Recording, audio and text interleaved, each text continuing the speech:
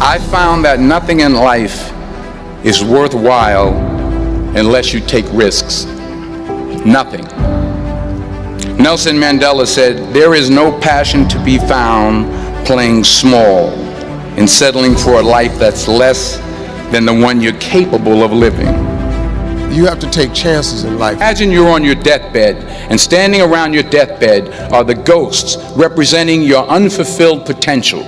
The ghost of the ideas you never acted on, the ghost of the talents you didn't use. And they're standing around your bed, angry, disappointed, and upset. They say, "We came to you because you could have brought us to life," they say. And now we have to go to the grave together. So I ask you today, how many ghosts are going to be around your bed when your time comes? In this video, we dive deep into the art of mastering risk in your personal life, helping you unlock your full potential and achieve your dreams. Whether you are facing major life decisions, seeking personal growth, or simply looking to overcome challenges, we have got you covered. Explore personal growth and self-improvement strategies. Learn how to take a calculated risk and embrace change. Discover the secrets to achieving your life goals. Gain insights into building personal resilience and empowerment. You will find inspiration and guidance on making life-changing risk choices, finding the courage to pursue your dreams, and achieving a balanced and fulfilling life. Don't let fear hold you back from living your best life. It is time to take the leap and make those risky but rewarding decisions. With the right support system, risk-taking becomes much easier. For example, those bar dancers divers are fully aware that diving at such high altitude and high speed is dangerous. They don't do it thinking that they'll never crash. In fact, professional divers crash a lot, but they have a supportive network with wide nets tied to the pole below. When you're taking risks, it's essential to have a supportive network of people around you. These people can help you stay motivated and encourage you when you're feeling afraid. They can also help you assess whether a particular risk is worth taking. In any competitive racetrack, you'll see coaches, mechanics, and emergency medical technicians on standby to provide immediate support to injured drivers. Look at the vehicles themselves, and you'll find safety features that don't exist in commercially available cars. If your goal is to race professionally, crashes are part of the job.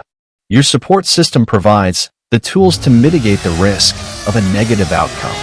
Working with a coach can help you build the confidence to take more risks. But a coach also can help you determine which risks to take and when is the right time to take them. Now, how do you know when you should take a risk? I think whether the potential benefits are worthwhile and whether I have the tools to deal with failure, I can take risk. The best risks to take are the ones that bring you into closer alignment with your values and desires. That leap of faith, whether or not it results in the desired outcome, brings you closer to who you want to be. The risk-to-reward ratio tells you how much you stand to profit for every unit of currency you risk. A risk-to-reward issue of 1 to X, it tells us for every dollar you risk, you stand to generate the profit of X dollars. For example, let's say you buy one share of company ABC at $100 and promise to sell only when the price reaches $400. Even if it means crashing to stock to $0. In this case, 1, you are risking $100, and 2, if the share price reaches $400 and you sell, you are left with $300 after subtracting $100 you paid for it. In other words, you are risking $100 for a potential profit of $300 or a risk-reward ratio of 1 to 3. Another example, Rachel makes an offer, both put down $1,000 and flip the coin. Whoever wins will receive $2,000. Bill quickly realizes he would risk $1,000 for $1,000 potential profit. He refuses, explaining the risk-reward ratio of 1-to-1 for the coin toss for 50% probability is not the probabilistic advantage. A month later, his other friend Tom, who feels lucky, would be willing to risk $5,000 on the coin toss, with Bill only risking $1,000. In this case, even if there are no guarantees, Bill accepts, because he likes the idea, for risking $1,000 for a potential profit of $5,000 on the 50% probability of event. Pretty logical, right? Here are 5 steps to take better, calculated risks that have the best chance of paying off. Number 1. Develop a system for evaluating your risks. When it comes to taking better risks, it's important to be thoughtful and strategic. Consider what you have to lose and what you have to gain. Weigh the pros and cons. Talk through your reasoning with a coach or trusted friend. Remember that you're not evaluating your risks by extremes. You're looking for the best way to reach a successful outcome. Successful people consider many different paths forward and choose the one most in alignment with their values and goals. Number 2, make time for inner work. There are 2 components to risk, emotional and systematic. The emotional part often takes place unconsciously. There are certain things that we can't even think about because they feel so scary. Those probably are not the best risks to start with, but they're helpful to be aware of.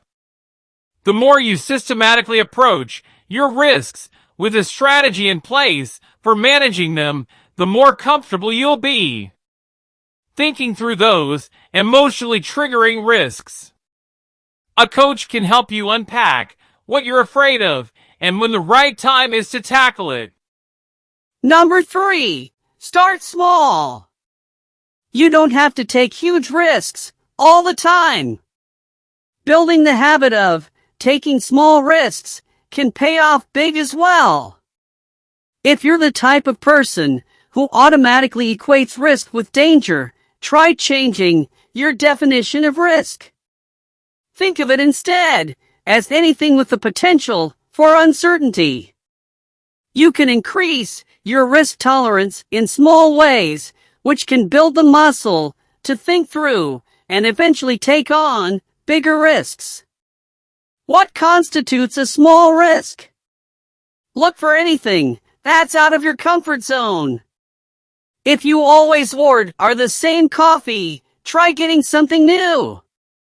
If you always go to the same place for vacation, try somewhere new. If you're considering a career change, try taking a class first.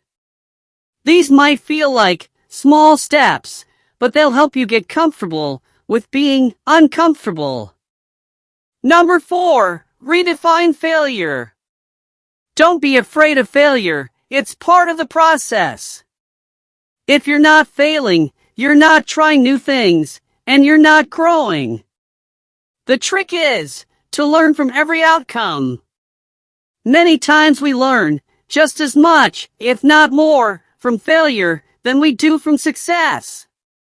A study of Olympians found that, years after they competed, silver medal winners tended to be happier and more resilient than gold medal winners. Number 5, feel the fear and take the risk anyway. When you first start learning how to take risks, it might be that everything feels scary. But that's okay. Your brain is trying to keep you safe. You'll have to prove to yourself that risk-taking doesn't need to be threatening and that it can even be fun. There are endless possibilities in the world, and the best way to figure out what risks are right for you is to tune into your intuition. Don't be afraid to experiment. Even if something doesn't work out as planned, You will learn from it and grow as a person, and that will help you build self-trust. Whether you are moving for a new city, starting a new job, or launching a new business, you will know that you can handle whatever comes your way. Hope this video was useful. Kindly push the like and share button. Also subscribe if not done already. Thanks for watching the video.